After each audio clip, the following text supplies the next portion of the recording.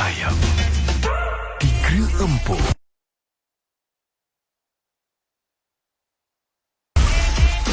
dengan sos aroma salai.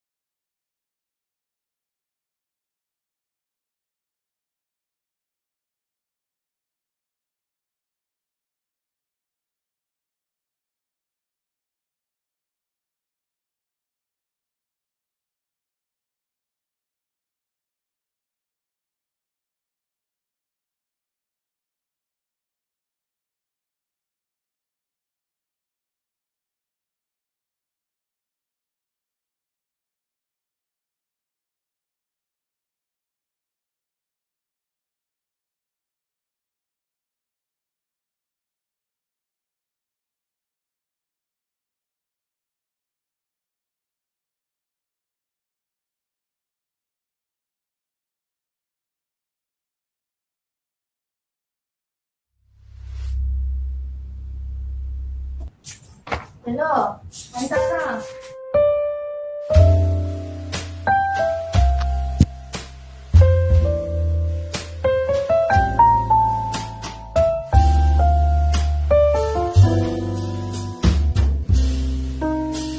Halo sir, dengar suara saya tak?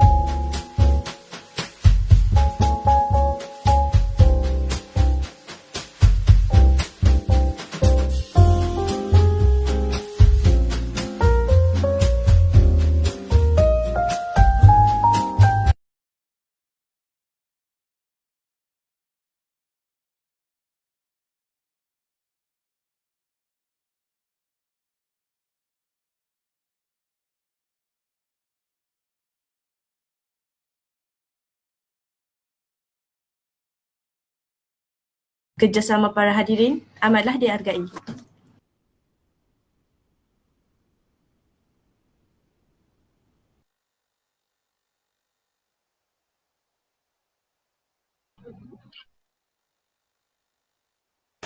Yang berusaha Dr. Azrul Anuar bin Zolkafi, Pensyarah Kanan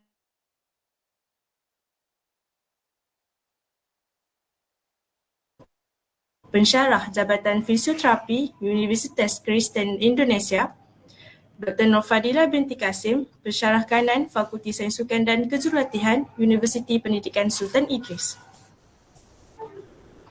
Mencari timba si anak dara, di bawah sarang burung tempua. Salam sembah pembuka bicara, selamat datang untuk semua. Bagi memulakan program kita pada hari ini, marilah kita bersama-sama menyanyikan lagu negaraku dan lagu kebahasaan Indonesia.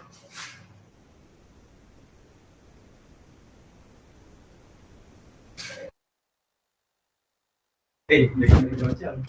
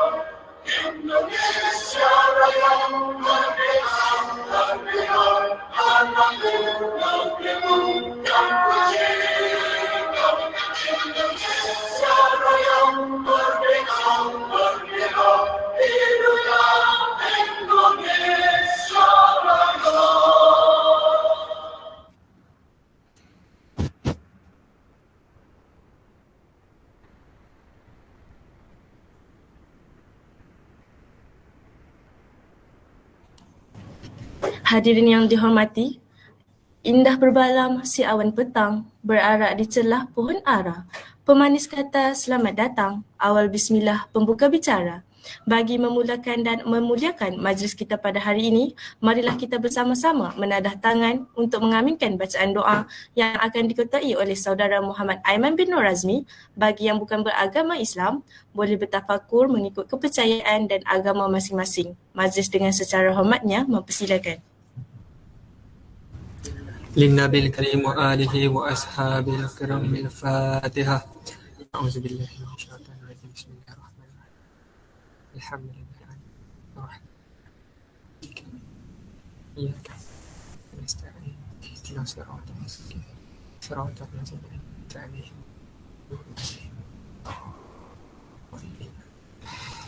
أعوذ بالله من الشيطان الرجيم. بسم الله الرحمن الرحيم.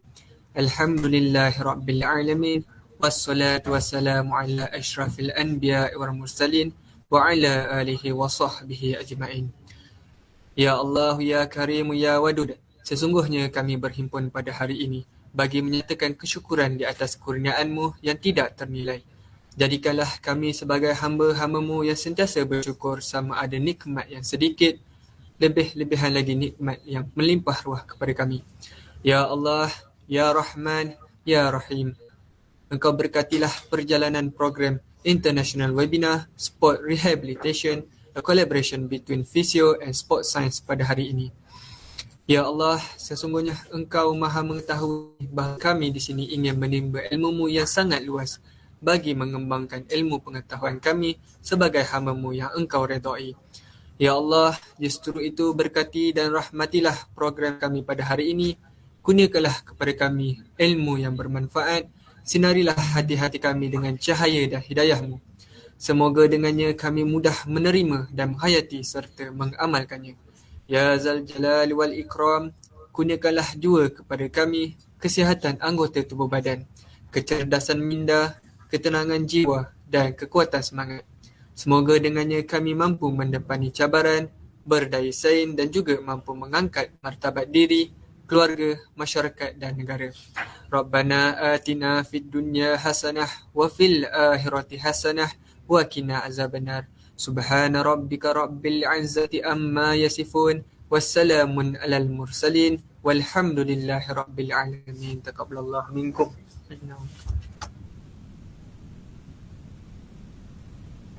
Amin, amin ya rabbal alamin. Terima kasih diucapkan kepada saudara Muhammad Aiman bin Nur Razmi atas pimpinan baca doa sebentar tadi. Hadirin sekalian, tanpa membuang masa lagi, dijemput moderator kita pada hari ini iaitu saudari Siti Nur Alia binti Junaidi untuk memimpin solat kita pada hari ini. Dengan segala hormatnya, dipersilakan.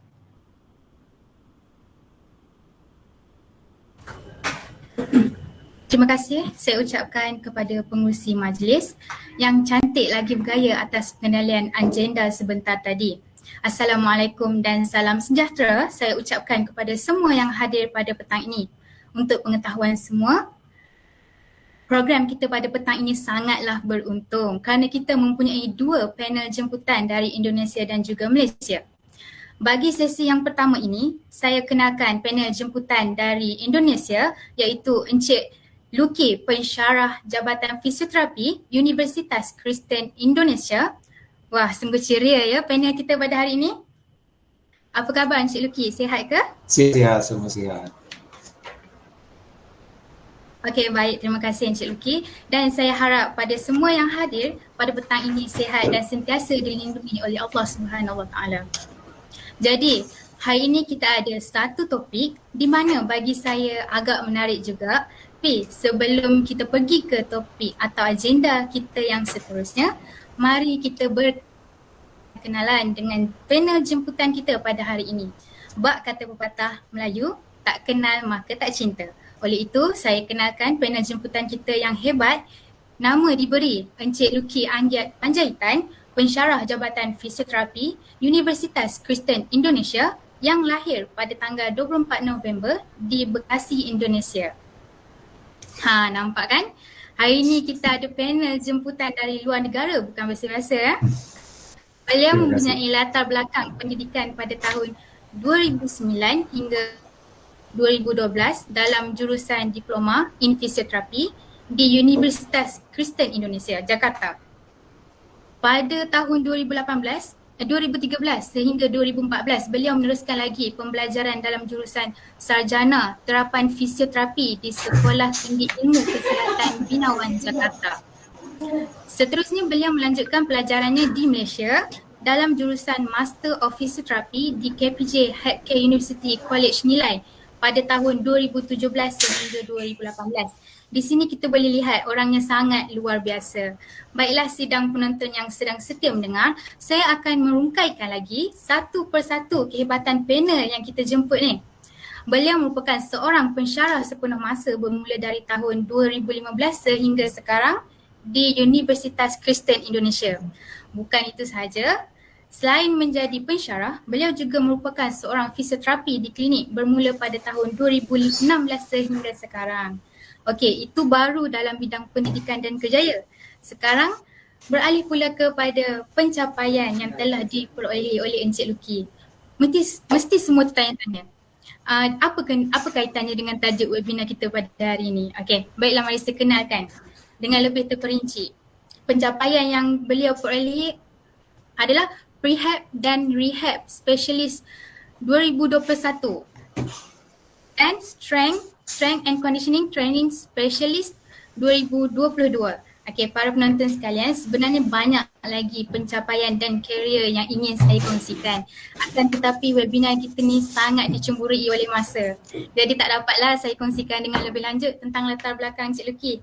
Kalau anda semua nak tahu lebih lanjut, kita kena buat satu lagi program sesi temu ramah bersama Encik Luki. Okey, tanpa melengahkan masa, saya serahkan program kita kepada panel jemputan kita. Dipersilakan Encik Luki. Terima kasih untuk Ayla untuk pembukaannya yang luar biasa. Saya mungkin boleh berbahasa Indonesia, nanti mungkin kalau tak faham boleh raise hand macam tu ataupun boleh dalam komen ya, ataupun nanti saya akan campur sedikit dengan bahasa Inggris. Boleh saya saja yang share screen, tak payah daripada tim UPSI, sebab takut ada sesuatu yang berbeza. Oke, saya share ya.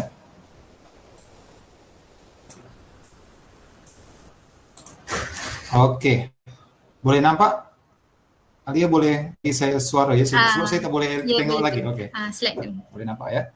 Oke, baik, terima kasih untuk hari ini, especially for Mr. Azrul, thank you very much for this opportunity. Saya boleh berjumpa dengan Sir, dengan semua student Sir juga dengan Dr. Fadila. Terima kasih untuk hari ini kita boleh buat program ini jadi, walaupun tadi ada masa sedikit kita bermasalah dengan platform kita guna hari ini, tapi saya rasa tak ada masalah. Semoga kita boleh berjalan dengan baik hari ini. My topic is sport rehabilitation program and interprofessional collaboration between physio and sports science. Why I want to share about this, because in Indonesia actually the sports science program sometimes in the gray area with the physiotherapy and the rehabilitations. So saya nak saya akan memberikan pandangan yang seharusnya terjadi dalam sport rehabilitation program, baik daripada sport science juga dengan fisioterapi, supaya dalam gray area itu kita we don't have to replace another profession, but we can do our profession with collaboration with another professions. Baik, ini saya sedikit tadi boleh terima kasih untuk penjelasan daripada saya. Saya memang full time lecturer dalam universiti saya di Jakarta. Kalau memang nanti datang dekat Indonesia, selalunya sekejap saja daripada bandara Cengkareng gitu. Kalau saya datang nanti boleh datang dekat universiti saya. Dan saya memang ada dua tahun ataupun setahun lebih dekat Malaysia. Saya boleh bahasa Malaysia sedikit walaupun mungkin berbeza macam orang Sabah saya bercakap macam ni ya. Tapi saya rasa boleh paham dengan bahasa saya. Saya pun memang saya graduate daripada Indonesia, lepas tu saya graduate daripada Malaysia, KPJ Healthcare University College.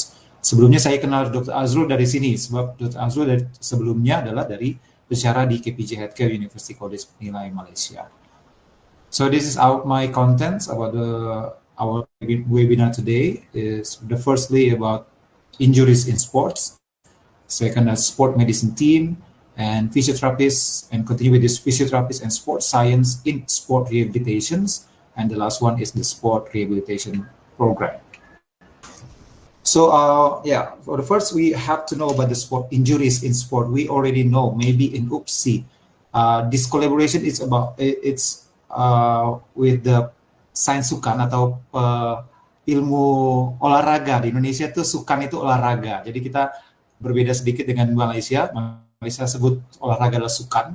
Kalau kita di Indonesia sebutnya adalah olahraga. Sports is Sukan, sports is olahraga. So I think in UPSI already learned also about the sport injuries.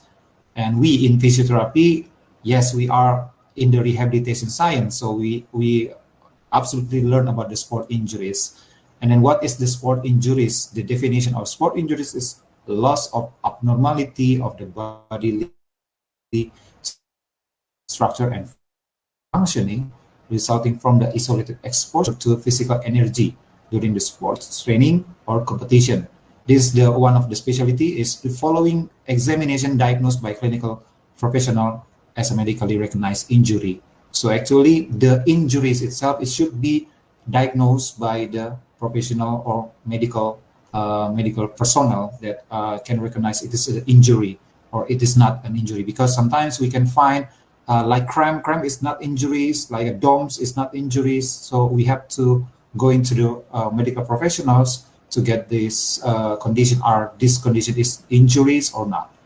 And then we already know the sport injuries based on time. There's like an acute conditions when you're doing your sports or athletes doing sports and get a injury like a strain in your hamstring, and then this is the acute injury just in time, just in when you do sports. And a chronic conditions means that you already have an injury and then you're not going to the good rehabilitation program and then continue doing your sports and you get the injuries, new injuries or same injuries, that is chronic injuries, or you're not properly doing the rehabilitation program and the injury will be continue maybe after 3 months or 4 months or yearly, and then this is the chronic injury. So we already know about this, the sport injuries itself.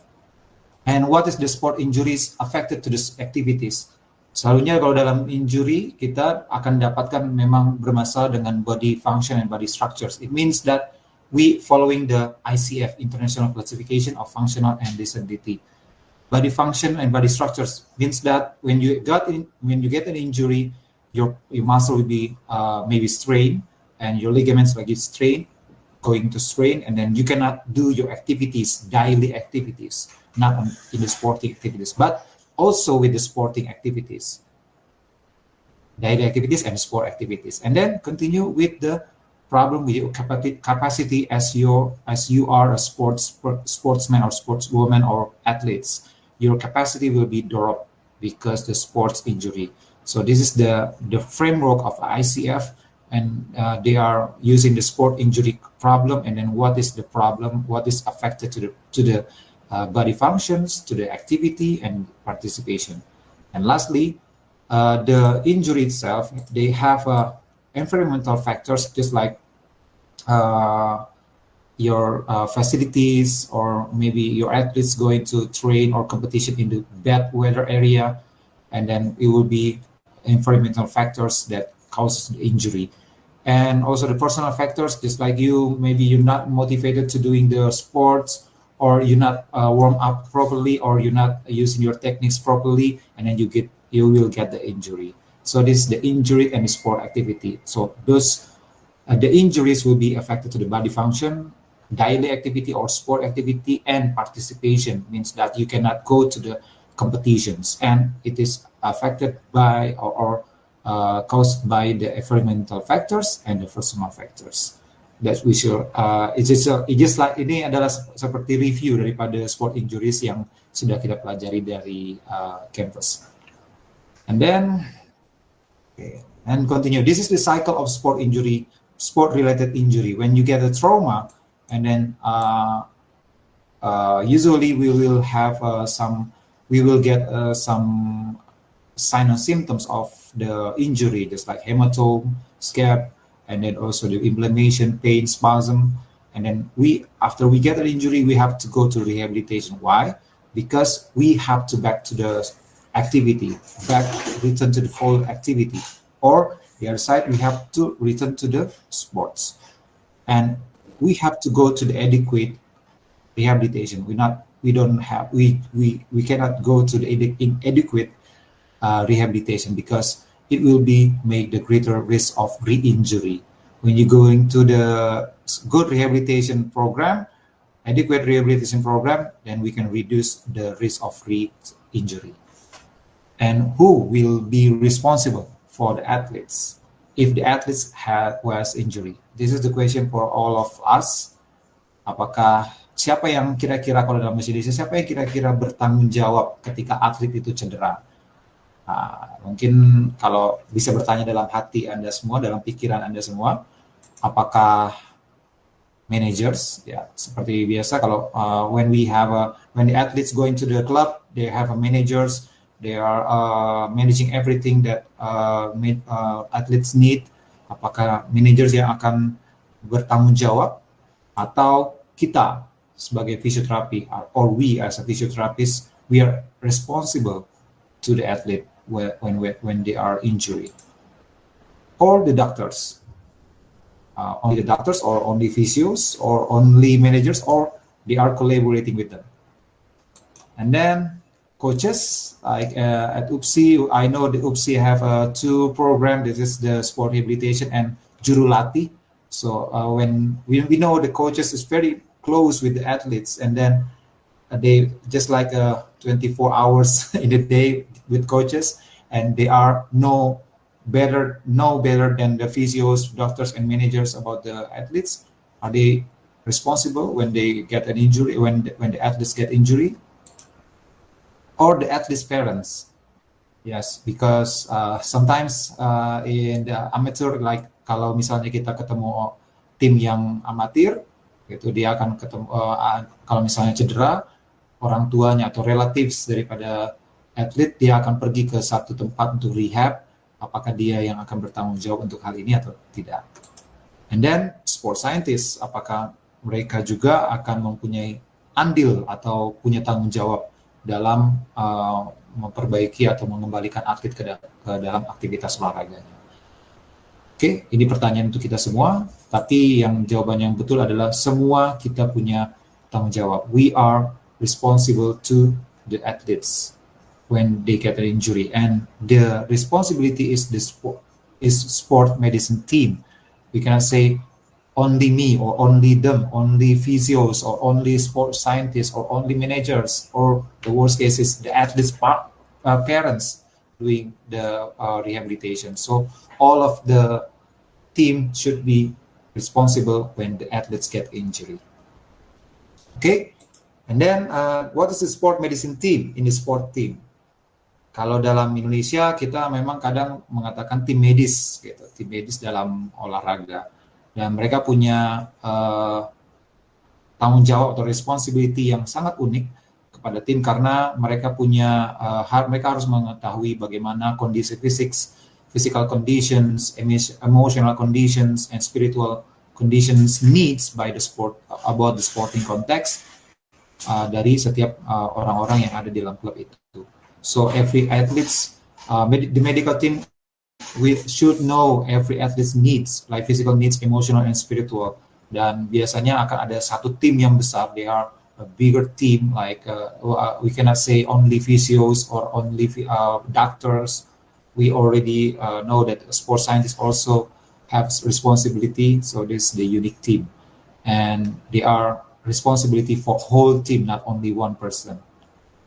And the responsibility, this is the sport medical team also has ethical responsibility related to the health every team member. And it must be balanced between the athletes, the teams, the institutions, and also with the parents. Jadi kita punya tanggung jawab yang sama terhadap athletes, terhadap tim dia, sebab dalam satu atlet itu pasti dalam tim itu akan ada beberapa banyak athletes. Dan kita pun dengan bos dia atau manajer dia, kita kena ada tanggung jawab kepada manajer dia. Dia kena tahu macam mana tim ini boleh berbuat olahraga yang sukan dengan betul macam itu, ataupun dia akan dapatkan championship. So kita punya responsibility dalam itu.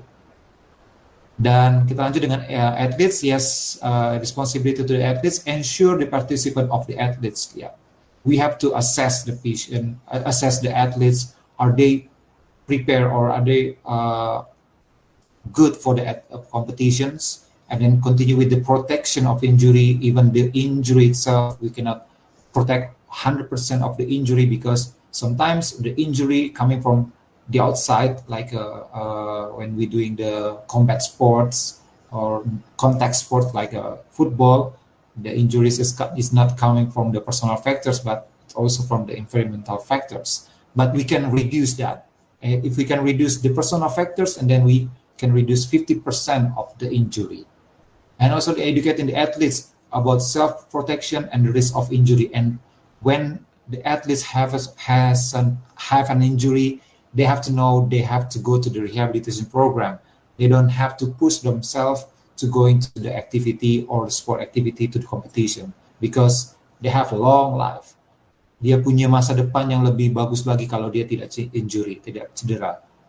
Sehingga kita kena kita educate the athletes, dan dia harus tahu bahwa kalau cedera dia harus pada rehabilitation, and then after that they continue to the competition, back to the competition. And then provide the optimal health services, means that the rehabilitation program should be optimal to the patients, to the athletes, and the most key player. And then we have to make a good environment between them, motivate them to know the injury will be back, injury will be fine, and rehabilitation program it all will be good, and then the key player will be back to the team. That's how we have to motivate the team when one of the key player having some injuries.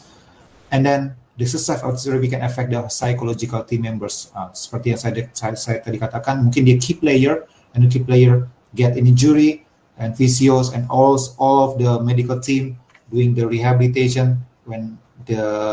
Ketika atlet itu kembali ke dalam timnya, dia akan bisa memberikan psikologikal yang sangat bagus gitu ya, dan mereka bisa kembali ke dalam performa yang terbaik dalam tim. Dan itu bisa membuat tim itu menjadi semangat untuk kembali ke olahraganya, mendapatkan hasil yang terbaik. Kemudian kepada managers, or responsibility to the managers, facilitate the coach goals for the team success. This is one of the little bit saya katakan, ini ada satu berita yang cukup unik. Jurgen Klopp from Liverpool bring the physios back to the Liverpool. The physios is Christopher Rohrbeck. It is the German. Jadi Jurgen Klopp ini memanggil fisioterapis dari Jerman yang sudah dia kenal untuk datang ke Anfield untuk memegang semua pemain dia yang cedera. Dan dari sini bisa kita lihat bahwa there is a good relationship between the coach and the physios. Maybe it is because of the education of the sports or of the coaches. They know knowledge of when the athletes have an injury, they have to go to rehabilitation, and after the rehabilitation, they can go back to the activities like sport activity, back to the team, and having a good competition together. And then lastly, about the protect the possible injuries in the futures. Kalau ada fisio yang sudah paham, ataupun sudah ada tim yang sudah paham dengan kondisi cedera pemain-pemainnya, sehingga kedepannya pun kita boleh protect the injury, protect the athletes, prevent the injuries. Ini yang sangat bagus kalau kita boleh punya collaboration yang sangat baik terhadap coach or managers. So yes, interprofessional collaboration, the team physician support system. Sebenarnya kita bukan adalah physician, kita bukan dokter. Kalau di Indonesia dokter ya, kalau di Malaysia mungkin dokter gitu ya. Kalau kita di sini dokter, kita bukan medical. We are not medical specialists, but we are clinical supports. So when we clinical supports, we are included in the clinical supports like physical therapists and research supports. And what about the sports scientists? Sports scientists going to the research supports like exercise physiologists, sports psychologists, kinesiologists, nutritionists, and others. And also the team and school support. It is just like athletic trainer, coaching staff, strength and conditioning staff, and administrative staff. So I cannot say the clinical support is the most important thing, or research support is the most important, or the team and school support is the most important. But we can say this is the team of the sport medicine team. So everyone have their own rules. They have clinical supports and they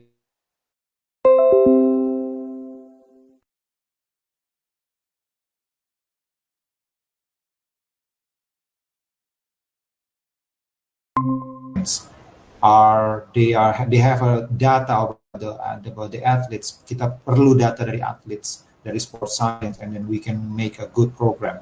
And all of the things, we make a good relationship with them. We make a good relationship with another professions, and we make the strong sport medicine team with them. And then this is the classification. Actually, in physios, we are in the paramedicals. Sometimes there is a what I can say, there's another professional program like sport rehabilitators, and also the sports scientists mempunyai tempat yang sangat besar juga. Ada biomechanics, exercise physiologists, or sports psychologists. They have a big influence in this sport condition because they are sports scientists, and we as a physiotherapists maybe a little, but we can collaborate together to make a good team. And we continue with the physiotherapists and the sports science in the sport rehabilitation. Jadi kita mau lihat bagaimana kerjasama antara fisioterapi dengan sports science dalam sport rehabilitation. Kalau dalam bahasa Inggris ini, fisioterapis adalah profesional yang sudah lulus dalam pendidikan fisioterapi, or a professional who has successfully completed a professional entry-level program. In Indonesia, we have 3 entry-level program for physiotherapy, which is the diploma, bachelor, and professional degree. In Malaysia, I think they have a diploma and also bachelor. So after we graduated, we are physiotherapists, but not in the certain area like a sports. So we have to know all of the broad condition, like we have to identify, maximize the quality of life, the function and movement potentials, and also we have to make a promotion, prevention, maintenance, intervention, and rehabilitation for all people, not only in the sports area. And then we continue with the sport physiotherapist. It's recognized professional who demonstrate advanced competency. It means that when you already have a sport physiotherapy degree, or you are already graduated from physiotherapy, then you have to demonstrate advanced competencies. This is another level of general physiotherapist. So mungkin kalau kita dalam Indonesia kita belum punya lagi spesialis, tapi di Malaysia sudah ada master, dia boleh advance kompetensi in sport physiotherapist. Dan fisioterapis mempunyai 11 atau dikatakan sport physiotherapy competencies. Ada injury prevention, acute intervention, rehabilitations, performance enhancement, promoting a safe and active lifestyle, lifelong learning, and so on. And in every competencies, actually we have a collaboration with another or multiple another professions. I will break it down. So the first is the acute intervention. Physiotherapists respond appropriately to acute injuries or illness, both in the training and competition context, using prior communication with another professional to identify and establish roles and responsibility. So, ketika kita punya kondisi cedera akut, kita punya komunikasi yang bagus harusnya dengan orang-orang sekitar kita. Misalkan dengan sport scientist, dengan coaches, dengan dokter, dengan medical doctor kita harus punya komunikasi yang baik sehingga roles kita, apa yang harus kita lakukan, kita punya tempat yang betul. Jadi kita tidak boleh menggantikan dokter. Kemudian in rehabilitation also we have this is assessment, clinical reasoning, research-based sport-specific intervention, because we are not, sometimes physiotherapists are not interested in the sport field, and then we have to make a sport-specific intervention. Then we have to communicate again with another multidisciplinary team, like a sports scientist or coaches or personal trainer maybe, or strength and conditioning. And another is about the performance enhancement. Ini akan nanti sama dengan sports scientist. Sports scientist juga akan membuka pekerjaan dalam peningkatan performance, ya. Dan ini kita memang harus berbicara ataupun komunikasi dengan multidisciplinary team approach, especially for the sports scientists. And promotion of safe, active, dan ini kita memang sport physiotherapist harus mempunyai kolaborasi dengan another professionals to promote safe participation in sports and activity for individuals of all abilities. Jadi not only for normal people but also with the disability people. So we have to make a promotion of a safe, active lifestyle, sport activity for everyone. Maybe physiotherapists know about the maybe disabilities, about the rehabilitation, but sometimes physiotherapists didn't know how to do the sports itself. So we have to make a collaboration with them, with another profession. And then lifelong learning is about ourselves, and professional and management is about ourselves as physiotherapists. And last one is extending practice through innovation, because when we are a sport physiotherapist, we have to make a innovation, and innovation will not come only from us, but also with another multidisciplinary practice. Like misalkan dalam Sukan itu selalunya ada beberapa pemeriksaan untuk athletes yang mungkin physio tak tahu. So ini kita boleh buat innovation, so kita boleh punya satu pemeriksaan yang sangat baik untuk pada athletes, untuk mencegah mungkin cedera yang ke depan, ataupun kita boleh performance enhancement untuk atlet itu. And last one is promotion fair play and anti-doping practice. It is the field of medical, and also we have to know about this also, and we have to have a collaboration with the medical doctor. And last one is the sport physiotherapists work with the athletes of all ages and abilities. And we have to prevent the injuries, restore the optimal function, and contribute to enhancement of sport performance using sports-specific knowledge. So it means that when you are sports physiotherapist and then you go into the maybe football team, you have to know the sport itself. Kita harus tahu bagaimana bermain bola sepak di Indonesia, bola sepak di Malaysia ya, ataupun sepak bola di Indonesia. We have to know the sports, because we have to using the sport-specific knowledge and skills and attitudes to achieve the best clinical practice. So we have, if we don't know the knowledge of the sports, then we have to collaboration. We have to make the collaboration with another sports science, maybe sports science or another professionals in the sports. And then the sports science, saya sudah coba cari daripada di Google ya, dalam apa itu sports science, and then I get the Exercise and Sports Science Australia, this one, Exercise and Sports Science Australia. The definition of sports science is a multidisciplinary field concerned with the understanding and enhancement of the human performance. Nah, kalau bisa kita lihat di sini bahwa memang human performance itu adalah sama-sama juga dengan kondisi dari fisioterapis. Fisioterapis juga mengatakan ataupun concern about the performance enhancement, means the physiotherapist and the sports scientist have the same roles, have the same goals. It includes the knowledge of method, application of sub-discipline of human movement studies like exercise physiology, and also the biomechanics. We already learned about the biomechanics also, and then also the motor control and motor development, exercise and sport psychology. And this is the role of sports scientists. Just like in the physiotherapy, we have 11 roles of physiotherapists, and this is the sports science roles. The sports science, firstly, to assist the coaches and athletes to improve their performance. Yes, improve their performance. And then continue, they have to observe the high standard of interprofessional practice.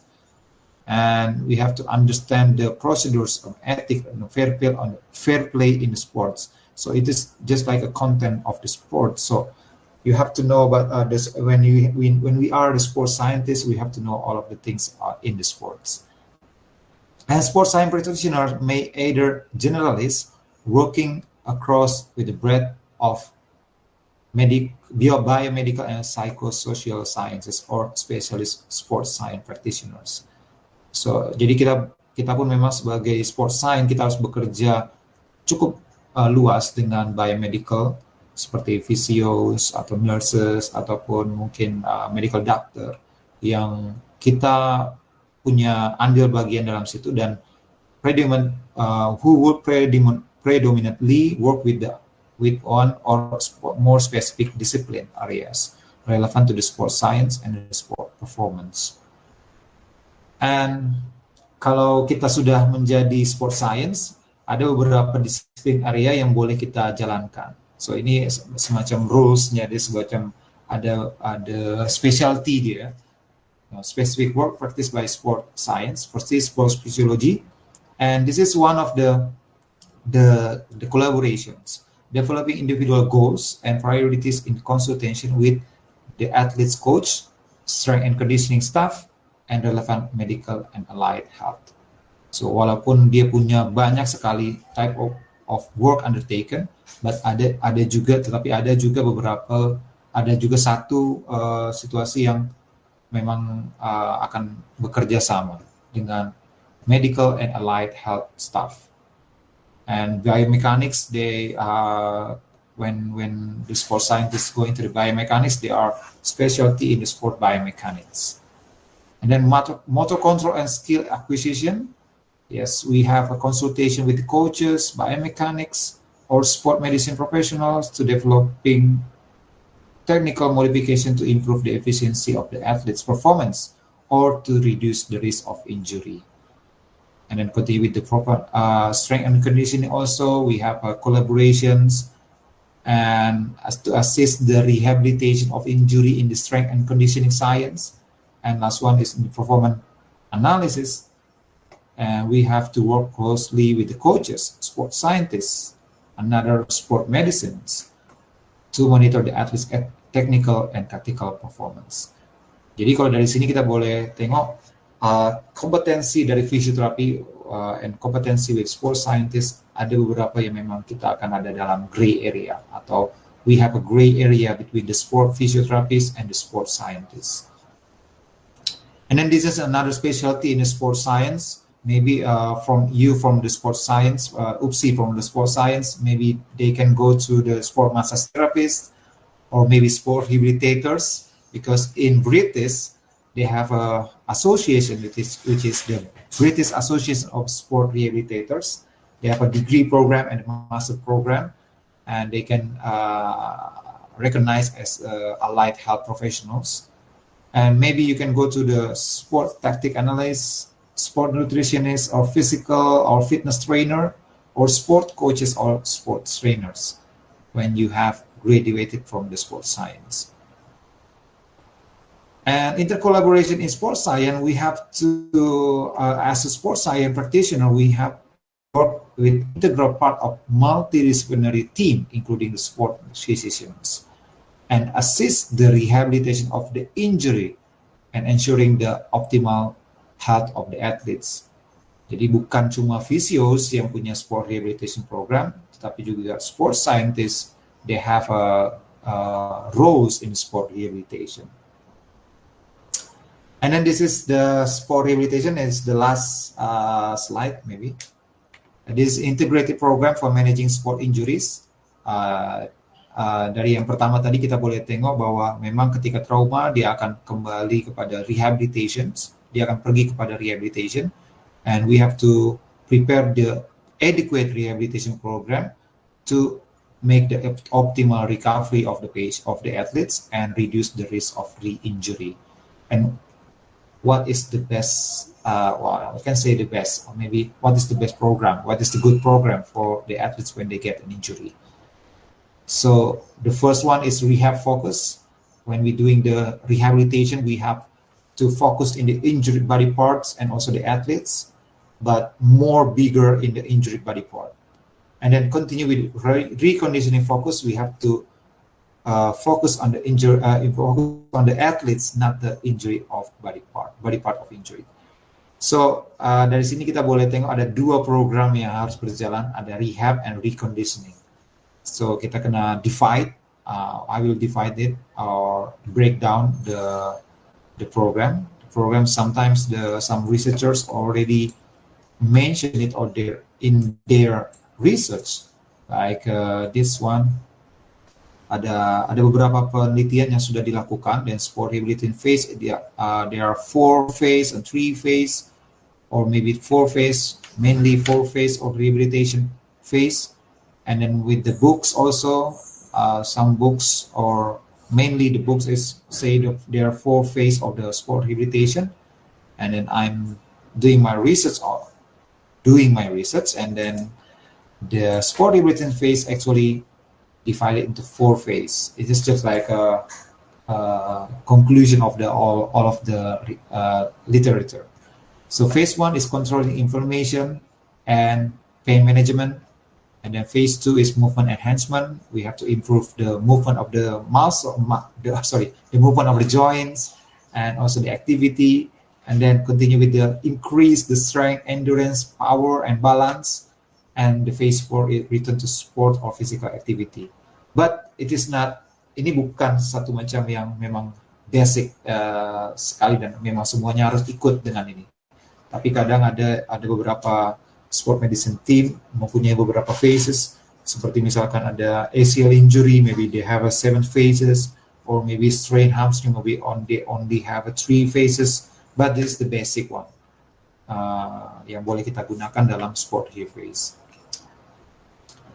And then dari sini kita boleh tengok ini adalah sport rehabilitation program yang baik untuk athletes. Pertama kita akan tahu bagaimana goals-nya atau what is the goals for sport rehabilitation phase at the phase 1, phase 2, and phase 4, and then what should be we have to concern on that, and who is responsibility on the sport rehabilitation phases. So for the first phase, we have to recognize the injury. At the first time, I say the sport injury have their own definitions. We have to diagnose. We have to diagnose by the medical or physiotherapy, and after that, they make collaboration to make the program design. The first program design is treatment for the pain management and improving range of motions, and it is in the phase 1 or phase 2. It will be more than phase 1. It will be going to the phase 2 also. And who is responsibility? The responsibility will be doctors and physios. And continue with the phase 2 to the phase 3. We are improving the physical fitness and power and endurance and so on. The I forget the name. Improving the physical fitness, power, endurance, and balance, maybe coordination of the athletes. And then who responsible for that? Doctors, sports science, or strength and conditioning. And when we're doing the physical fitness program, we have to know about the all medical clear. Means that the doctors should communicate, the doctor and physio should communicate with the sports science about the athlete's condition, and the athletes should be all medical clear to do the program with the physical fitness, because they will be going back to their performance or to the capacity of the athletes. And then continue with the phase 4. Maybe we can go back to improving some skills or preparing the sports, preparing to return to the sports. And who will be responsible for that? It is doctors, physios, strength and conditioning, coaches, managers, and etc. So with this condition, we have to all clear to play. So when we going to the phase 4, we don't have, the doctors already have a report. This athlete have no problem of no issues with the medical. So they can clear going to the play, going to the competition or the team. And who will ensure that? So maybe when the athlete is going to the back to the team, the coaches have responsibility on that. Also with the sports scientists. And then why is collaboration is important? Sports science have the same important responsibility as physiotherapists and the others medical personnel regarding the health condition of athletes. We have to prepare the athletes going to the competitions, prepare the athletes going to working with the groups, working with the teams. With the good cooperation, we have very good effect to the athletes because we have the same goals. The athletes good, and the goals is going to be the champion, maybe something like that. And the sports team must organize. Means that they have to organize and maximize the existence of sport medicine team to maximize this team goals. Okay, and then collaboration doesn't mean replacing. Yes, collaboration doesn't mean replacing. So sports scientists cannot replace the physios. Physios cannot replace the sports scientists. Each profession has own roles that support each other, even though sometimes overlap. Like as physios, they know about how to do the strength and conditioning. Like me, I learn about strength and conditioning, but I'm not having good experience on that. And then I have to talk with the sport and conditioning coaches. And I didn't know, the physios didn't know the techniques of the sports, and I have to talk with the coaches how to do the techniques of the sports. Also, same with the sport physios. Sports scientists, they cannot assess the injury. Is that the injury? They have to diagnose the injury. Sports scientists cannot do that, and then they have to refer to the medical personnel or physiotherapists, and then they can diagnose the injury. And the program itself, maybe sports scientists can do the massage, but when we're doing the electrophysical agent or manual therapy, we have to collaborate together with the sports scientists. And exercise also, the exercise should be more therapeutic, and physios will know about how to do the therapeutic exercise than the sports scientists. And last one, the conclusion. It is coming from Breitbart 2017. Saya tak ambil satu conclusion daripada saya sendiri, tapi daripada satu orang yang membuat research. Interprofessional teamwork and collaboration have been identified as a mean improving patient and population to health outcomes. Kita boleh tahu dalam hospital selalunya tidak ada satu orang saja yang boleh yang bekerja, tapi akan ada physio, akan ada doctors, ada nurses, ada mungkin radiographers, and they have a good teamwork. Tujuannya adalah untuk patients boleh kembali ke rumah dengan sehat, macam itu. Dan principle of the teamwork in sports can inform the health professional and organization regarding possible improvement strategies and barriers in the optimization of the sports. Kalau kita punya kemampuan untuk meningkatkan kemampuan si athletes, kenapa tidak kita kolaborasi? Si physios know about the injuries, how to prevent the injuries, and the sports science know how to improve the performance of the athletes. We can work together, and then the athletes will not get bad injuries, and then the performance will be higher than before. And then lastly, the physiotherapists, sports scientists, athletic trainer, and the other sport medicine professionals can serve as valuable members of interprofessional teams and teamwork. And teamwork is essential in the field of sport medicine. So kita boleh punya satu sama goals yang sama untuk mendapatkan satu tim yang terbaik. Kita boleh bagikan pengetahuan kita bersama-sama, tapi kita tidak menjelekkan atau macam mana bahasa Melayu saya tak tahu ya. Tapi macam kita menggantikan dari sport science menjadi sport physio menjadi sport science. So kita kena ada tim kita, interprofessional teams dan teamwork.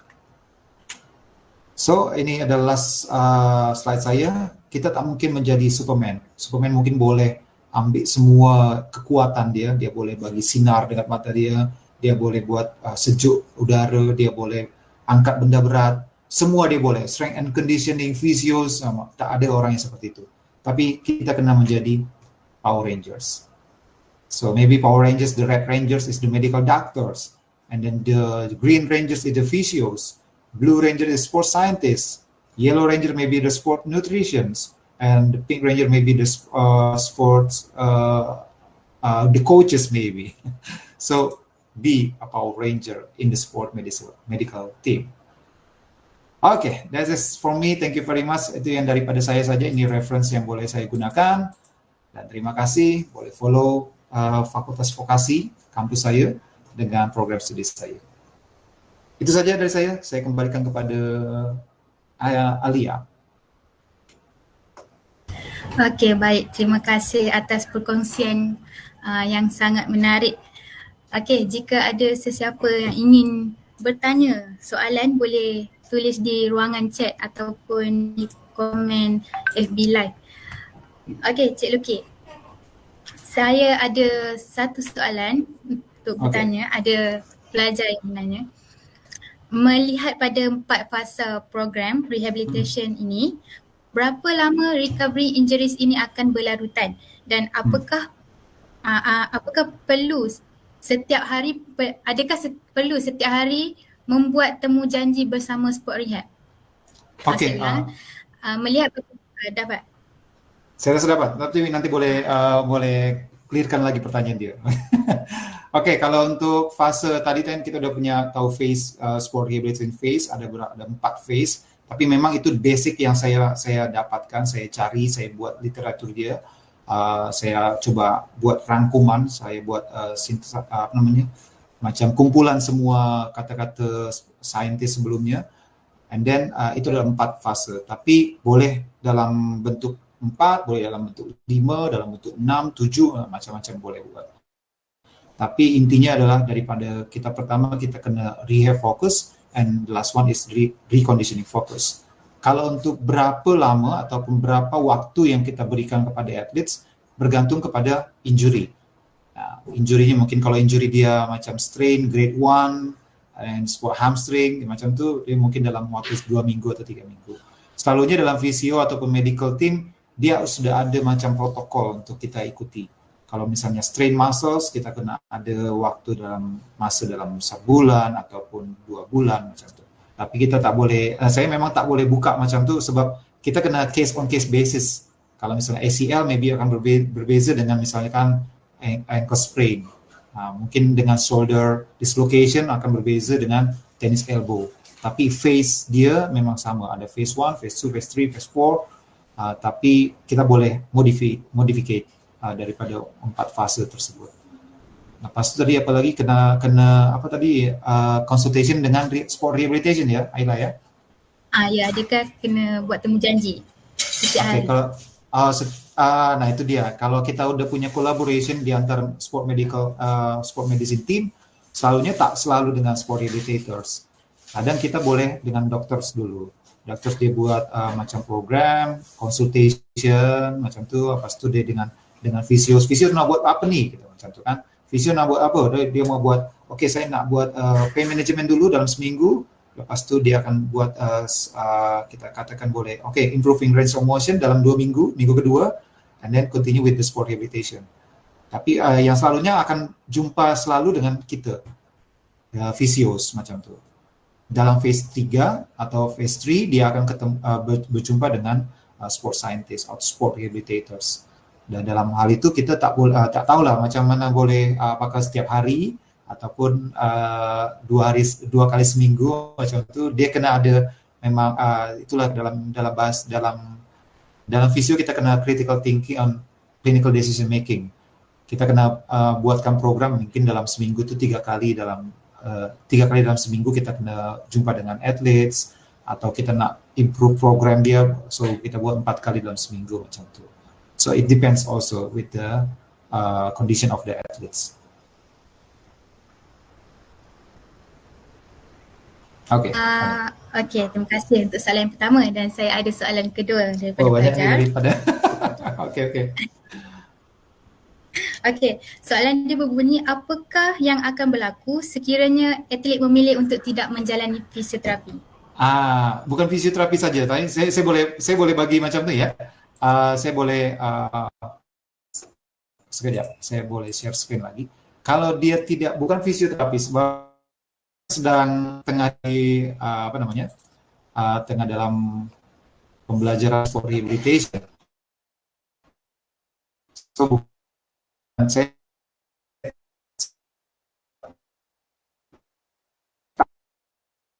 kan dia tak buat bagus rehabilitation dia, mungkin dia akan kembali ke dalam aktiviti dia. Aktiviti dia mungkin tak boleh main misalkan dia sepak bola, buat sepak macam tu, soccer, football, dia boleh main, tapi main yang macam tak cantik lagi, tak perform lagi, dan mungkin akan terjadi greater risk of re-injury. Risiko dia terjadi cedera lagi akan sangat tinggi kalau dia tidak buat rehabilitation yang baik. Kalau kita buat rehabilitation yang baik, dia akan optimal recovery dan return to full activity. Tidak hanya activity, misalkan dia seorang pelajar, dia datang ke dalam program and the team. So macam ni sebenarnya sport medicine team, sebab selalunya tak selalunya rehabilitation, selalunya tak selalu rehabilitation macam tu ya. Tidak selalu rehabilitation. Kadang kita kena buat performance enhancement atau peningkatan performa daripada athletes. Itu pun punya andil besar, punya roles daripada medical, paramedical, sport scientists and sport educators. Tapi jika ada athletes yang cedera atau athletes yang injury, kita kena buat program sport rehabilitation, tetap dalam konteks sport and rehabilitation.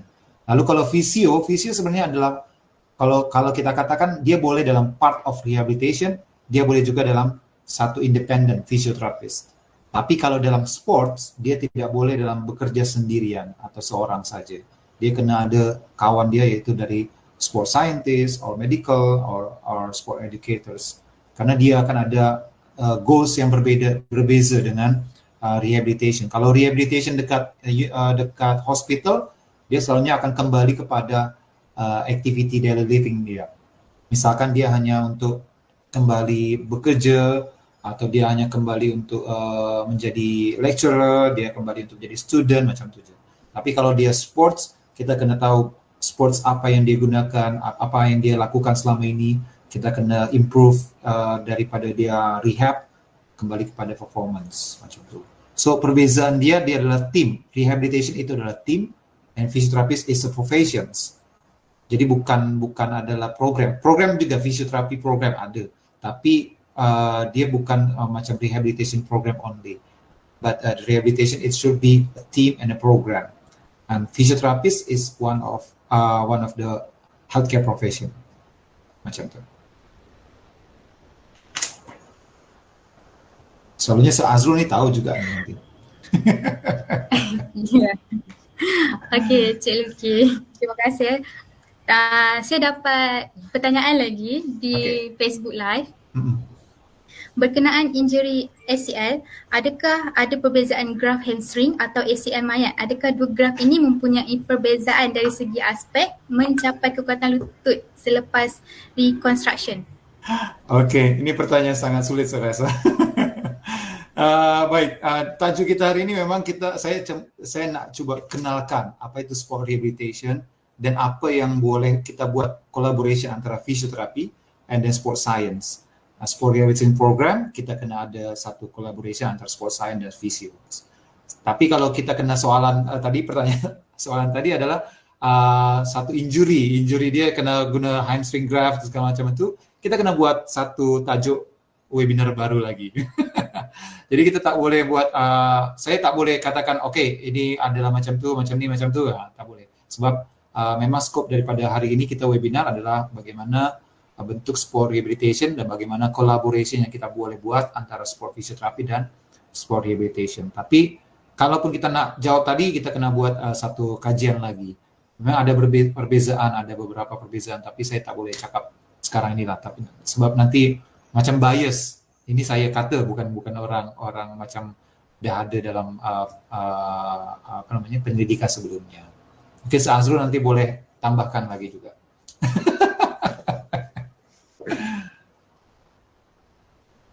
Okey, baik. Terima kasih atas perkongsian dan sudi menjawab soalan-soalan daripada para penonton yang hadir pada petang ini. Jadi saya rasa selesai sudah sesi pertama kita bersama Encik Luki Panjaitan. Saya ada satu pantun untuk Cik Luki. Dua rangkap saja. Okay. Terima kasih daun keladi.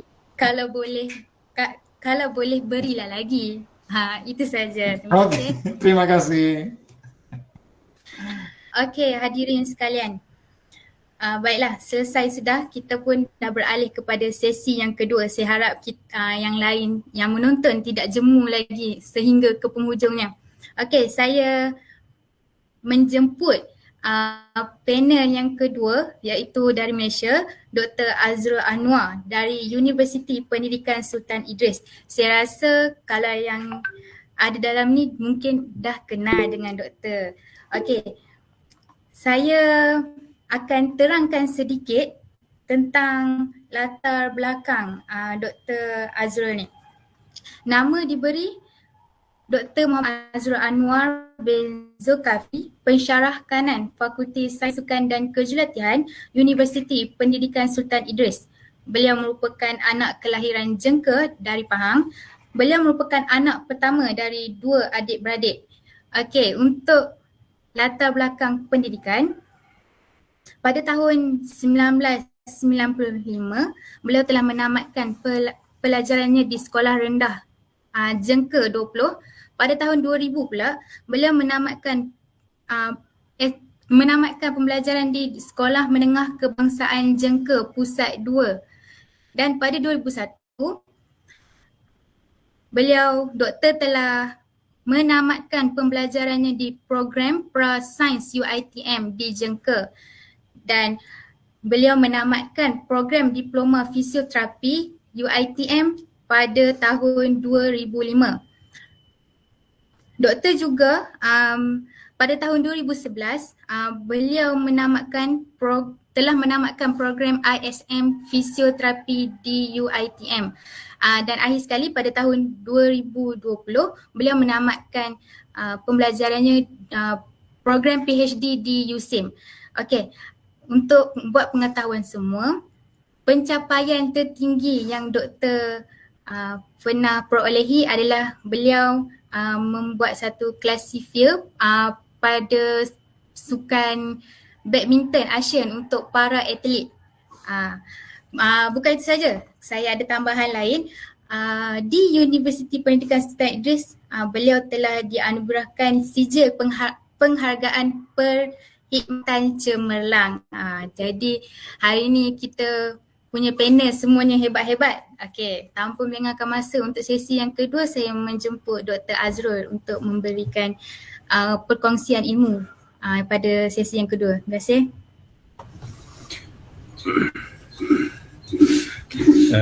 Assalamualaikum.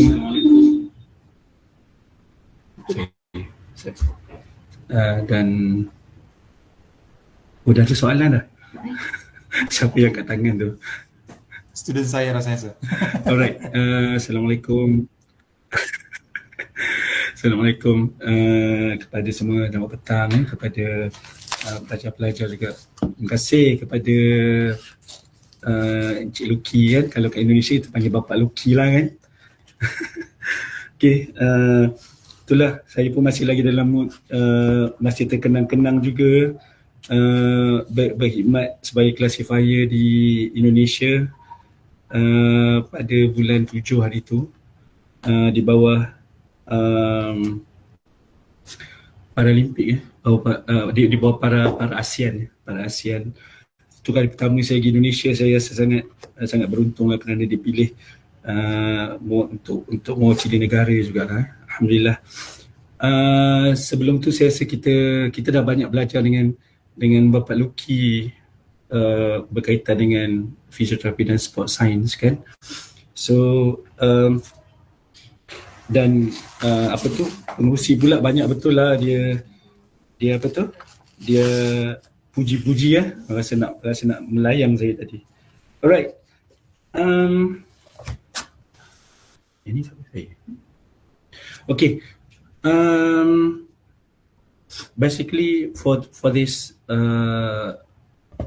topic, I'm not going to be like very formal. So maybe we can go a little bit informal because most of the time I would like to share my experience as well, how actually I'm handling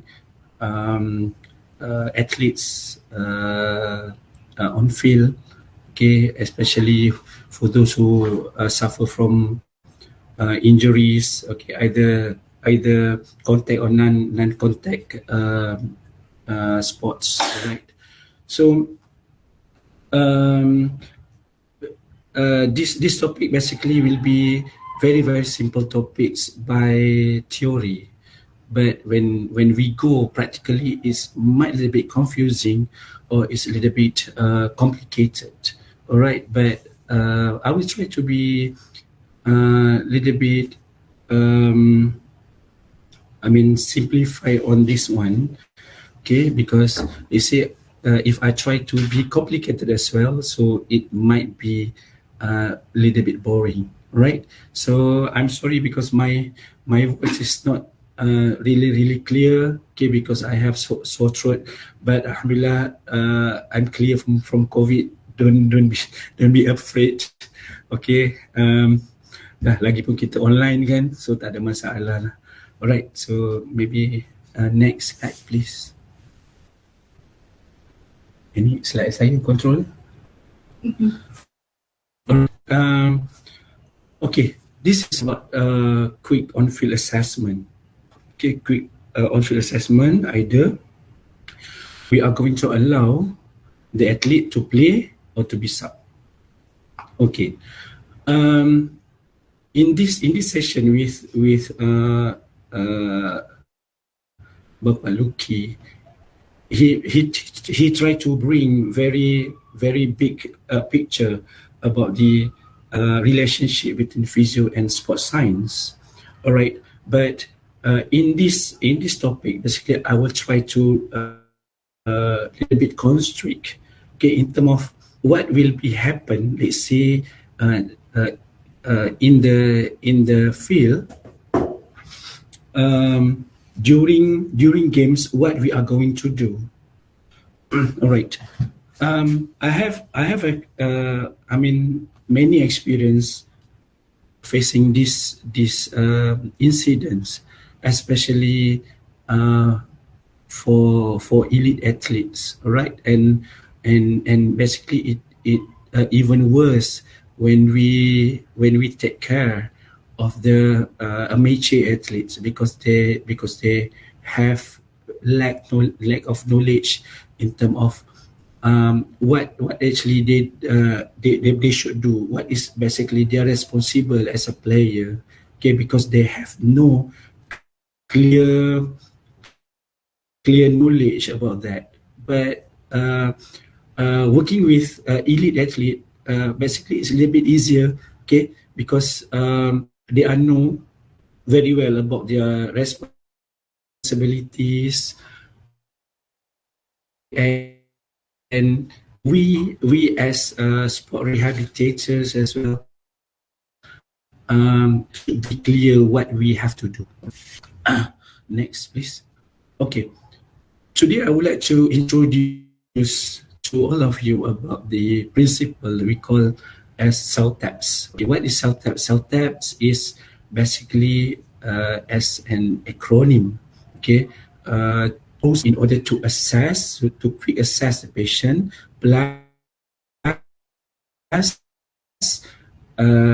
treating the patient, okay, and either we are going to allow the patient, athlete to play on, or we are going to ask the coach to replace the athlete, okay, and what we are going to do next after the cell taps. All right, and as I told you before, cell tap is very, very clear-cut theory, okay, but you have to really but when it's go to practical, whenever you go to the field, you are going to find it's very, very difficult, because you have to think about basically it's not diagnosing. You have to come up with the impression, okay, then you should come with the decision. Either you have to allow the athlete to play or not, okay. And some of the students asking me how long actually we are given to make decision, either athlete can play or not. All right, but basically there's no rule of thumb 1 minute or 2 minutes, but we can do as soon as possible, as fast as we can, in order to prevent the tactical of the team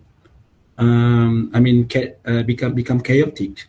All right, so the fastest maybe you can go 15 seconds or 20 seconds, actually depending on your expertise as well. All right, so what is cell tap? Cell taps we are going to see specifically after this, right? So this is the acronym of S, okay, stop play, okay. Stop play secepat mungkin, as soon as possible, okay. But we have to know based on the rules of the game as well. Let's say if you are sport rehabilitators for football, you have to wait until the referee blow the whistles, stop the game, then you can run into the field and get into the players. Let's say if you are you are physiotherapists or sport rehabilitators for other games like rugby, maybe you can go in. All right,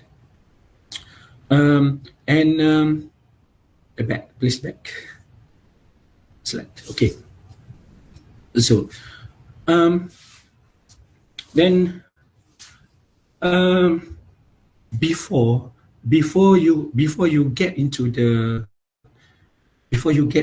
field, basically I would like to suggest you to bring together with you the equipment. Okay, so what equipment that we have to bring? The first one is they call as physio bags. Okay, physio bag, basically they have the anti-chloride inside there, they have the ice, they have the simple like a bandage or what. All right, then please bring together with you numbers of mineral water. Okay, because let's say if you get into the field, sometimes player will come to you and asking for the water. You know what, because you have to run every time in the field, then and your in terms of the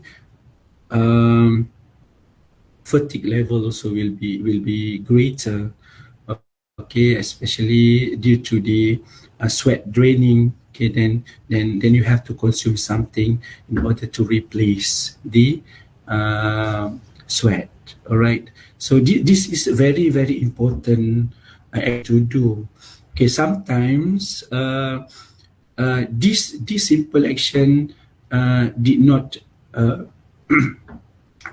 given special attention by physiotherapists or sport rehabilitators. Because of why? Because sometimes they are lacking of the knowledge. All right. When they say if you are not bringing anything, the athlete has no, free to consume and also replace the water retention. Then after that, they are easily get cramping, something like that, or fatigue level also become greater and greater. So by doing very very small part in sports, in sports, maybe you can help and can help the athlete to avoid from get the cramping or over tired. Okay, then indirectly will help you as well in order to well manage the athlete.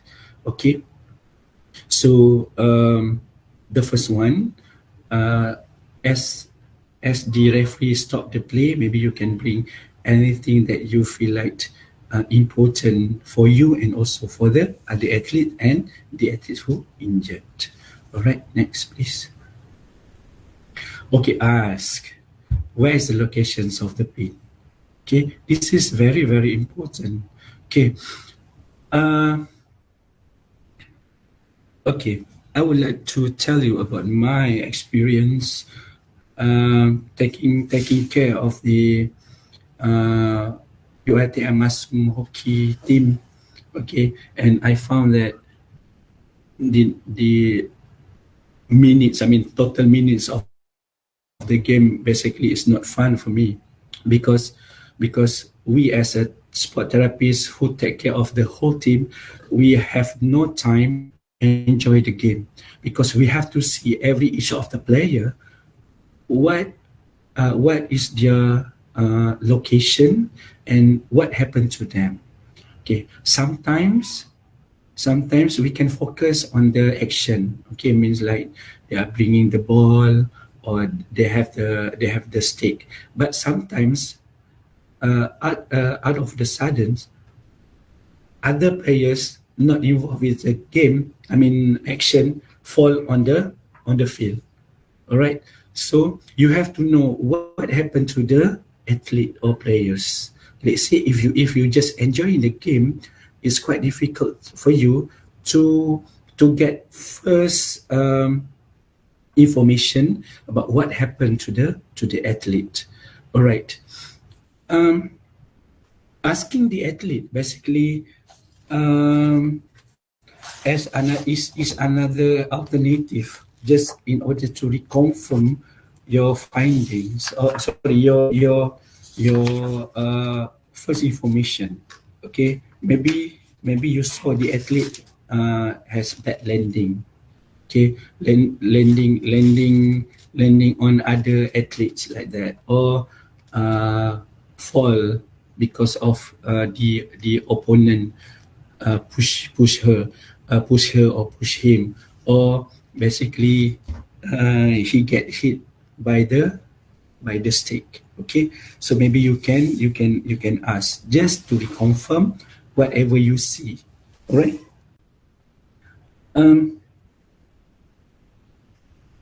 So after you ask the athlete about the pain, you might educate them as well about something that we call as the pain tolerance. The pain score, the pain scale.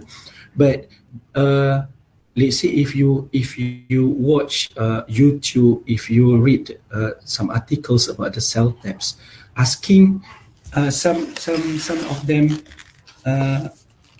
telling us about asking about what is your name, something like that. Okay, just in order to see the orientations of the athlete.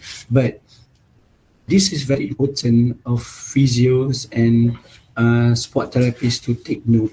You yourself has to know every players in your team. Okay, because you don't have enough time or much time to ask them about the name. Okay, you should ask about the location of the pain, and also how severe the pain, right? How severe the pain. Okay, maybe you are not really go very specific, like, oh, pain scale has 0 to 10, something like that. Don't ask the athlete 0 to 10, what is your numbers of pain? No, you just ask the athlete about how the pain is. Is it severe? Is it mild or moderate? You have to educate the athlete about the numbers. The classification rather than the numbers. So I just want to share with you about the what actually we can classify. In the pain score, okay, or pain scale, we have 0 to 10, right? 0 is no pain, 1 is very minimal pain, and 10 the most pain that he had experienced. 1 to 3 is minimal pain. Okay, 4 to 6 is moderate pain, and 7 and above we call as severe pain. Let's say the pain is from moderate to severe. Please ask the athlete, and you have to advise the athlete, or you just keep your in your mind. You never give a chance to the athlete to continue the game, but basically it's too early to ask the athlete to go out from the field, but you have to go face by face according to the self-taps, right? So I just want to stress on, don't ask patient about the numbers or score, but maybe you can ask about the minimal, moderate, or severe pain. Because let's say if he really in pain, so he never reply you about the numbers, right? Okay. Okay, just to reconfirm, after you asking about the location of the pain and also about the severity of the pain, maybe you can really I mean, you have to carefully find out about the facial expression, because facial expression would reflects the severity of the pain, right? Why? Okay, because I would like to tell you this. Okay, some of the athlete, they find they are very tired. Okay, very tired. They just want minimal time to rest and get some water. Okay, I mean water intake. That's why during stop play you have to bring the water together with you. Then sometimes they feel like they are going to say that, oh, the pain is minimal, but I only need the water. Then you have to bring the water and give to them, right? Then they say if the injury is really occur, so maybe you can see the facial expression. Okay, facial expression. Maybe you can refer to the Becker's face pain scale. Okay, about the type of face, smile or crying or anything. Okay, that can reflect to the severity of the pain. Okay, based on the pain scale. All right. Then after that, you have to see as well the posture adopted. Okay, they say really suffer from the injury. So the position most probably in C shape. What is C shape?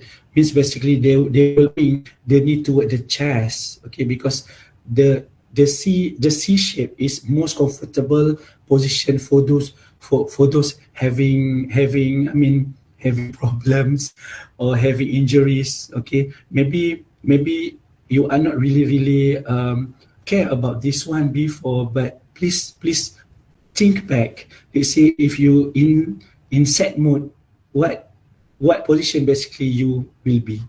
You will be in C-shaped position. Similarly, they say if you play games, then you got tackled by the opponent, then you also will be in the C-shape. They say if you be in we call as I-shaped position. Okay, I-shaped position. Maybe you have a problem with this one. It's not because of the psychological problem, but because of maybe because of some kind like we call as apa tu, sawan kan, sawan. So dia macam fit some kind like that. Then after that, you will extend your body. Okay. So for sport therapists and physiotherapists, you have to see either the athlete in C-shaped position. So we really pray to God that we never see the patient in I position, because this is not really good. Okay, because we have to send to the doctors and the hospital as soon as possible. All right. Next slide. Okay, yang ni dah. Okay, yang tadi back. Okay, LOC itu apa? Okay, LOC itu like loss of conscious. Okay, loss of conscious dia pingsan lah. Dia pingsan. Let's say if the athlete pingsan or loss of conscious, please don't ask anything to the patient, because you never get any answer. You just call for medical team to get into the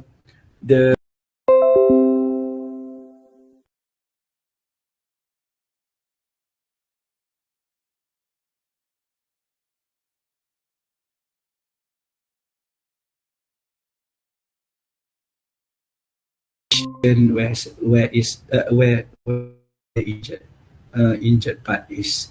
Okay, so kena tengok lah. Kalau dia kata keping, kena tanyalah krem kat mana. Okay, either in hamstring, calf, or quadriceps, or buttock, or back, or abdominal, or where. Or let's say if he said injury at the knee, then you have to see the knee. Okay, localized. Then let's say if the athlete say injured at the knee, but and you have to really fast compare between injured and uninjured knee. Okay, don't bring together with you the tape measure. Okay, jangan bawa semua. Saya faham. Mr. Luki dia ada macam-macam kan. Tapi kalau sebab Luki ni used to be my partner in nilai as well. I mean few years ago, dia memang seorang yang bagus. Saya faham banyak knowledge yang dia bagi dekat you, but sometimes it's related to this situation as well. Alright, kita observe more cell taps more to observation. Alright, so your eyes should be really sharp. Okay, to see. Okay, sometimes minimal progressions of the swelling cannot be detected. Okay, but injury related to the bad injury like grade 2 or grade 3 of ligamentous injury would reveal quite fast of sign and symptom. So from that you can compare right and left, see ada bleeding or not. Okay, to see ada bruising ke tak. Okay, sebab bruising, let's say itulah nak tengok deformity atau tidak, because deformity might reflected to the fracture kan. So itu yang kita kena tengok lah. Selepas tu let's say if you see the bruising ataupun maybe whenever you look, then you find dia punya joint basically is not formed well, or dia ada deformity in term of the shape. So you might ask the coach to replace the player, because the player absolutely or definitely cannot continue the game. All right. And let's say if the muscle spasm, which is basically some of the therapists cannot see what is muscle spasm. Yes, by naked eyes cannot. But let's say if you are having minutes of being the sport therapist, maybe you can find very minimal changes as well. All right. Muscle spasm here is not about the touch only. Basically, it can be seen. Let's say if the patient, if the athlete having cramping basically is a rhythmic uncontrolled contraction, right? So maybe you can see, and from there we're going to change to the next slide. Okay. tak keluar. Okay, next. Next. Okay, next. Okay, touch kan. Touch ni. Okay. Nanti dulu kita touch dulu. Okay. So dekat after you look, you have to touch. Okay, you have to touch. So in this component of T, touch, you might continue, or you might bring together the treatment inside the touch. Okay, say if the athlete having or suffering from the muscle space, cramping, so maybe you can treat the patient here. All right, so please bring together with your eyes, then after that put at the spasm muscles, then shaking until there's no spasm anymore, and after ask the patient to relax. So before that, provide patient with some drinking water. All right. Let's say if the athlete or players having cut, so maybe you can do something. Just take some gauze. Then after that, you can just tap on the bleed area, and maybe you can bandage just in order to prevent the bleeding. Bleeding. Let's say hand or eyelid or forehead or anything, anywhere. All right. So touch basically, you have to see. Let's say if you during you are looking during L, you look that the bone basically in different position. Maybe you can skip this one because you already asked the patient to be replaced, right? So touch is very, very important, because you are not only touch the patient some kind like that. You are able to bring together with you some intervention. Okay, some intervention. Either you want to put the anti-chloride with you. On the injured part. Okay. Maybe you want to put ice. Basically it depends on your determination on that particular situation. Either you want to remain the patient, the athlete in the field or sideline. All right. Let's say if it take longer time, usually referee will ask you to bring the players or athletes sidelines. Let's say if not, maybe referee will allow you to treat in field only. All right. Next. Okay. Active movement. Okay, active movement tanpa sakit. AFROM. Okay. Actively for range of motion. All right. Why actually tanpa sakit? No pain. Because please remember my words. Pain means injury. Okay. Kalau dalam keadaan yang tak sakit, okay, you boleh tahu yang most probably you are not injured. Okay. Let's say if you go and you play, maybe you do some stretching, okay, then you start to feel like one line pain at your fiber, then you know that the injury already happened to your muscles. So pain equal to injury. They say if the athlete having pain, so you should think either you want to allow the patient to athlete to play or not. Okay, but all based on your determination. All right, AFROM.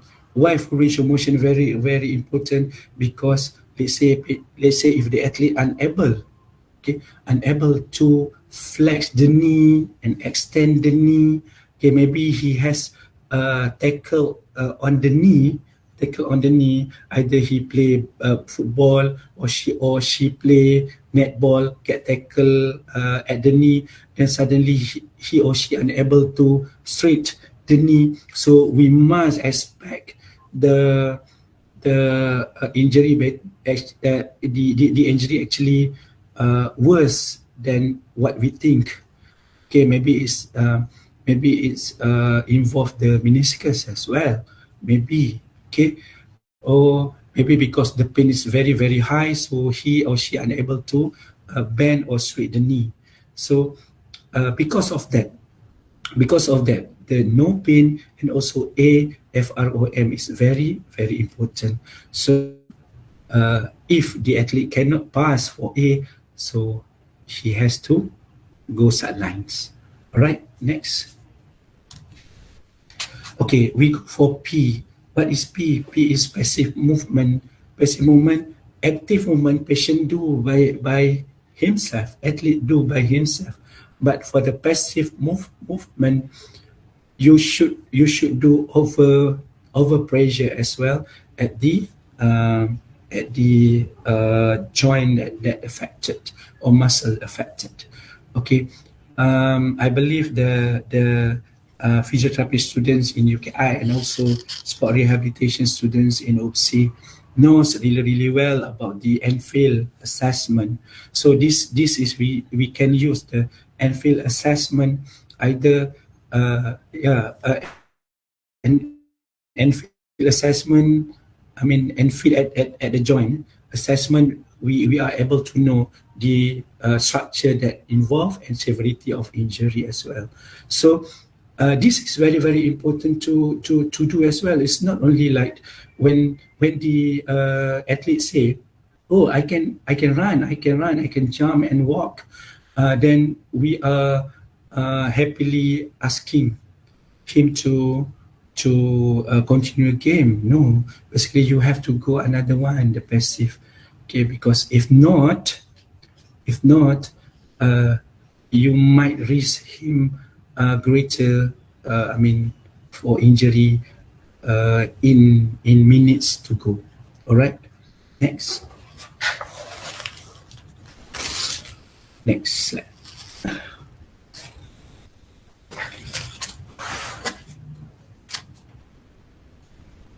Tadi.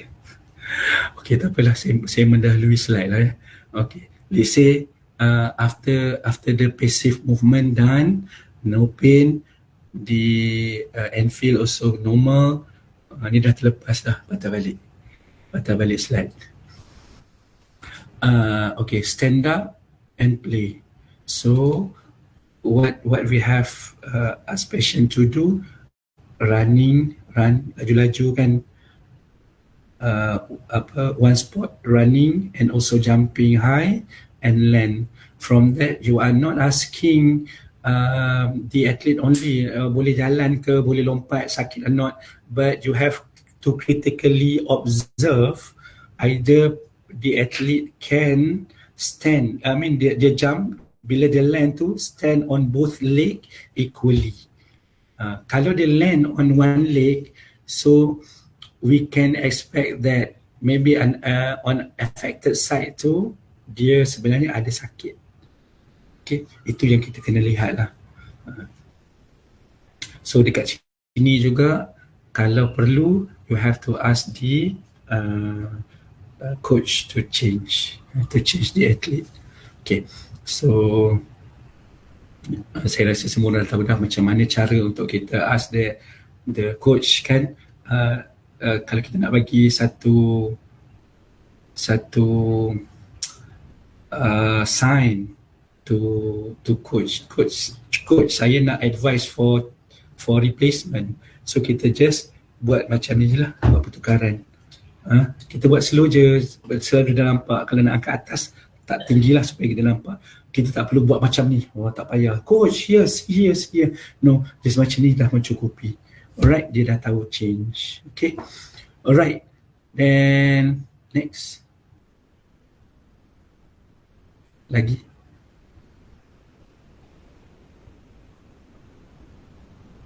Slide satu. Okay, after cell taps, maybe what you can see or what you can do is you have to define either you want to do price, you want to riser, or what. You have to decide, because whenever you bring the athlete sidelines or out of the pitch, you are totally responsible on the athlete in acute setting.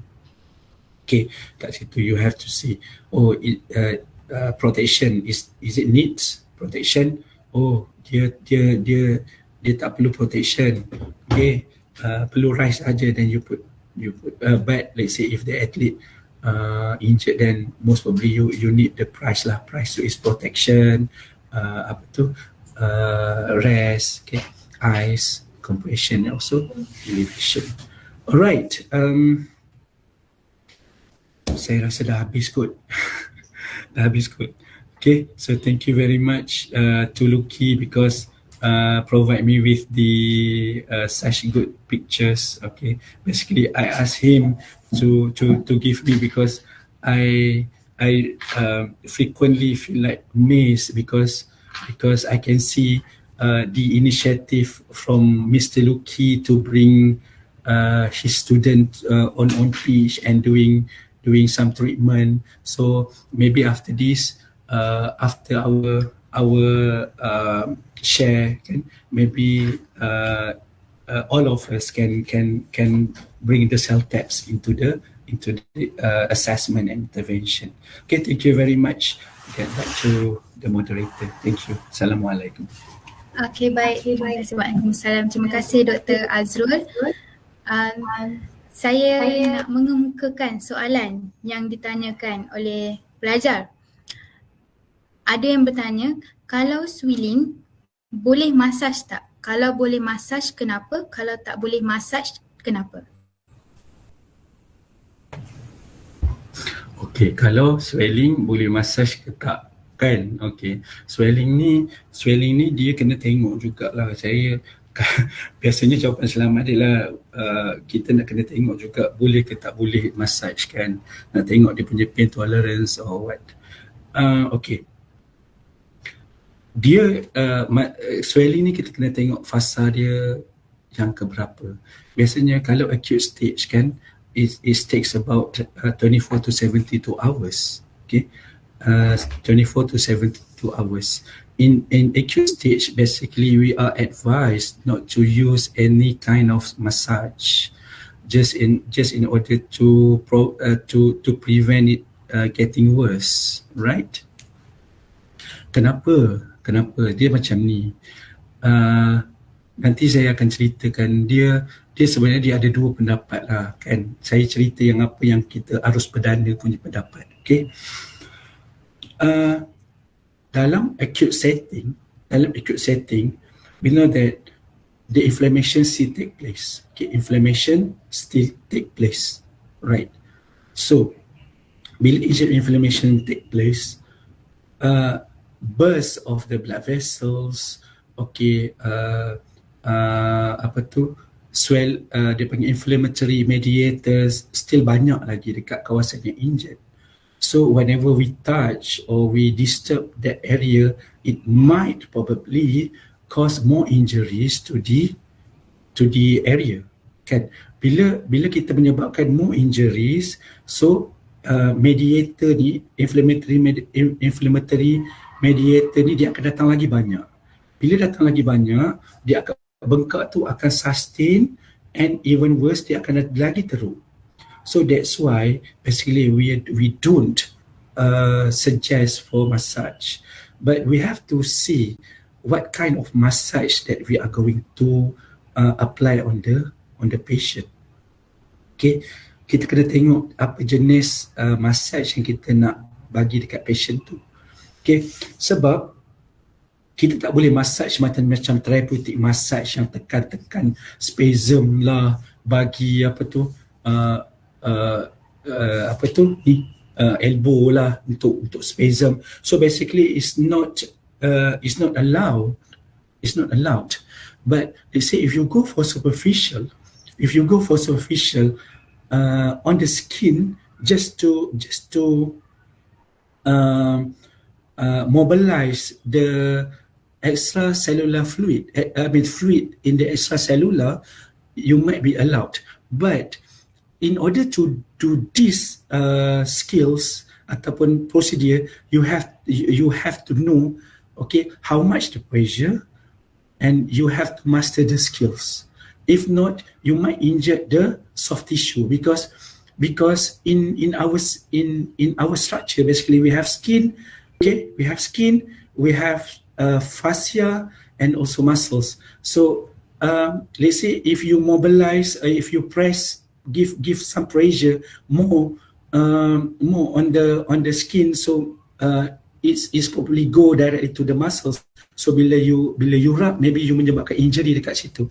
So that's why dalam teori in actual setting, basically you are not allowed to do massage. But massage, kalau you have skills, I believe Mr. Luki know about this one. They say if you go for acute setting, you want to do massage, but you have to really go for superficial.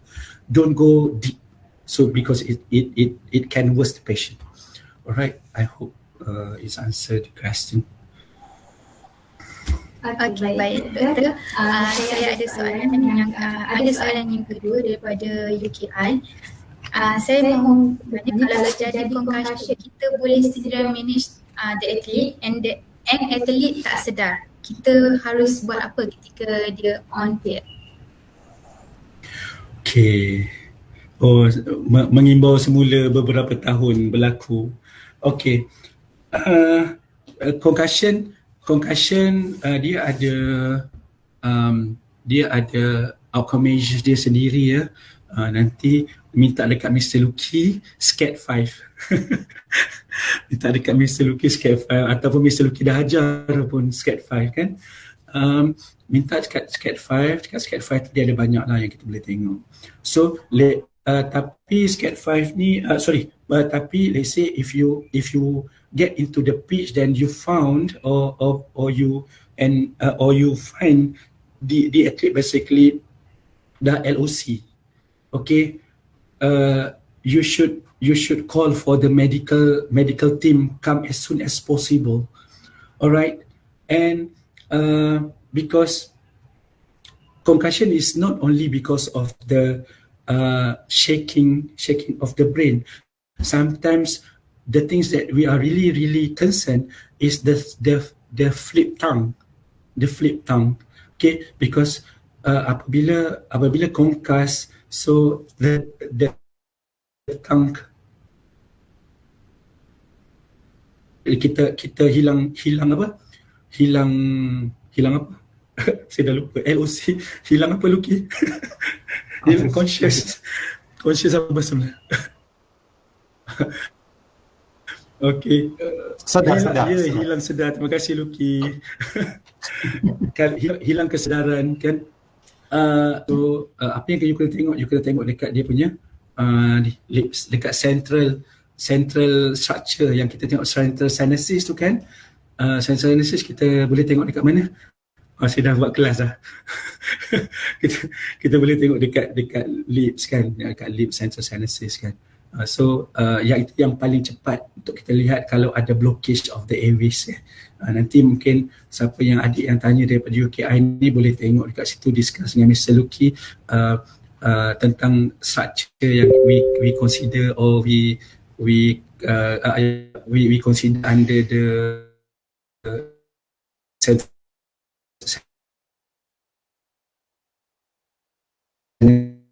analysis and analysis. Dia pucat ke dia pale? Okey. Boleh ulang balik tak?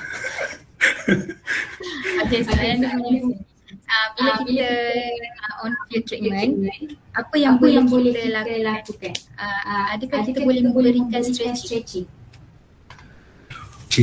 Okay. Ini bagi saya lah, ini soalan yang agak general kan.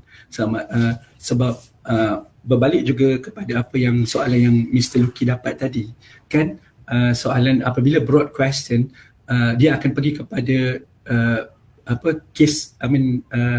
situation basis or case by case basis. Okay, kalau melibatkan fracture, definitely you can't do, tak boleh. Okay, but let's say if involving the muscles, maybe you can do. Tapi depending on what kind of muscle injury as well. Let's say kalau muscle injury macam ada very clear muscle injury grade 2, please don't do stretching. Okay, because let's say dia ada grade 2, you buat stretching is might harm the patient or athlete. So daripada grade 2 you stretch, maybe it can go for grade 3 kan, tu bahaya. So the first thing first, apa yang kena buat adalah let's say is cramp, manage the cramping first, then after that maybe you can go for stretching after that. Okay, after that, but you have to manage the cramping first. Okay, nak kena tengok juga base case by case basis macam mana, sebab kita takut injury tu melibatkan muscle koyak ataupun tendon koyak. Itu kita risau sebab dia boleh menyebabkan stretching boleh menyebabkan the grading of injury getting worse. So kalau cramping still okay, you put ice shaking, then after that when you do active okay, passive okay, then you can do stretching waktu tu. Okay, then suruh atlet bangun dan jumping, run satu tempat. Dia kata okay, I'm clear from any pain, I ready to get into the pitch and main lagi sekali, then you can allow him. Okay, plus tengok muka dia, muka dia senyum-senyum tu okay lah. Kalau muka dia sakit-sakit, dia kata I can, tapi muka menangis-nangis tu, jangan terpedaya dengan atlet. Macam tu, sebab atlet ni dia orang ada passion yang bagus, dia orang ada apa tu, semangat yang kental kan, tambah lara kan. Okay, hope answer your question. Terima kasih Dr. Azrul. Dan saya ucapkan terima kasih kepada pelajar yang hadir pada hari ini dan menanyakan soalan. Saya mengucapkan terima kasih kepada Cik Luki dan Dr. Azrul yang sangat bermakna. Sejujurnya hari ini saya rasa amat berbeza. Saya sendiri pun belum belajar lagi sport rehab sebab saya dalam kurs lain. Jadi sedikit sebanyak saya dapat juga ilmu baru orang kata. Jadi saya dapat rangkuman. Ada lagi soalan. Okey, sekejap sebelum tutup ada lagi soalan dari UKI. Dia bertanya apakah PNF bisa dilakukan saat on field? Sama ada. Okey, siapa nama tadi? Boy Fernando. Okay, very good question. Thank you, Boy. Before I answering this question, I would like to ask you about what kind of PNF you mean for. Is it stretching PNF or apa jenis apa PNF tu? Saya nak tahu jugalah. Boleh boy bagi tahu saya stretching macam mana PNF tu atau PNF tu apa? Stretching PNF ke? Ayo boy. Terima kasih sir atas kesempatan yang diberikan. Maksud saya PNF ini proprioceptive neuromuscular facilitate. kalau di dalam PNF itu terdapat dua macam, yakni control relax dan hold relax. Nah, itu dalam metode itu sangat cocok nggak diterapkan kalau kita berada di on field? Begitu maksud saya, Sir. Okey. Saya faham. Terima kasih, Boy. Okey, Sir. Okey, bila kita menggunakan PNF ni, okey, mungkin adik-adik dekat sport science dia akan faham PNF tu lain, sebabnya PNF yang fisioterapi belajar dia banyak jenis. Dia ada on strengthening, on mobility and also on flexibility. Kalau dengan kita kebanyakan, kalau sport science yang saya tahulah, kebanyakannya mereka banyak motor flexibility. Okay, flexibility. Jadi kalau kita tengok kepada protokol PNF juga, dia ada banyak holding, dia ada holding tertentu, ada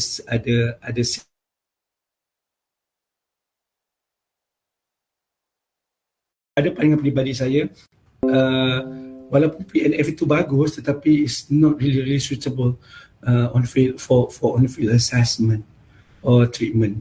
Maybe you can go for yang itu, maybe you can go for clinics, but for on field maybe you go for simpler treatment. Either you want allowed to you are allow that the athlete to play on ataupun tak, itu sahaja. Okay, kalau perlu, kalau you nak buat macam stretching biasa, selepas you buat cramping, you just put ice, you just stretch macam biasa je, normal je, no need sampai kita nak buat tu lah. Tapi let's say if you have more time, maybe you can try, but based on my experience, I never do. Saya tak pernah buat PNF stretching on the field.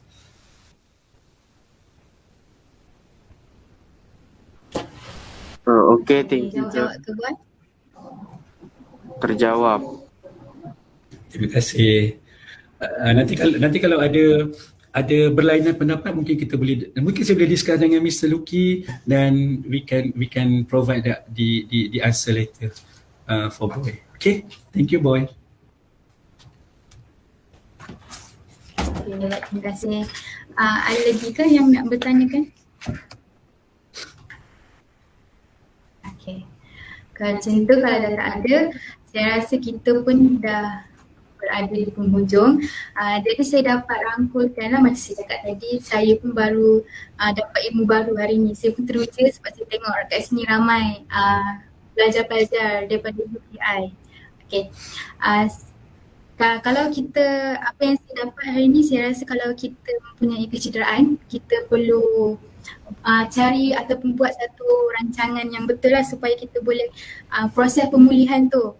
Kecederaan yang dialami kita tu dapat sembuh lah, walaupun dia tak sembuh sebenarnya, tapi dapat mengurangkan kesakitan. Jadi kalau siapa yang ada kecederaan tu boleh rujuk dengan mana-mana sekolah supaya boleh dapat mengurangkan kecederaan yang dialami.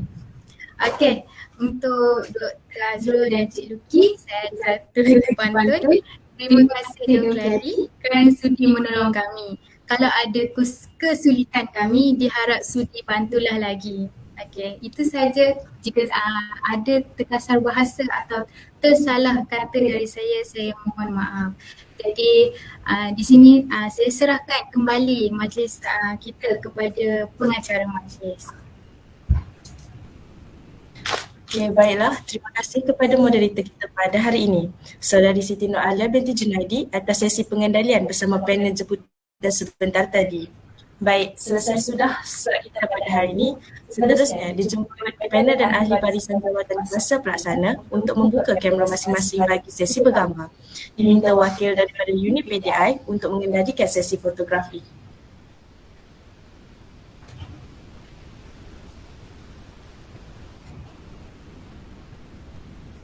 Sekejap, saya panggil dulu kawan-kawan saya. Boleh buka kamera semua mahasiswa saya? Iya. Boleh buka kamera teman-teman mahasiswa.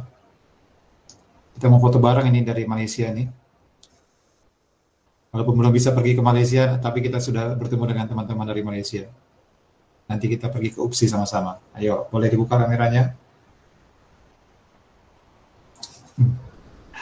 Oke. Sepertinya ada yang masih oke. Ada beberapa yang ada yang beberapa tidak.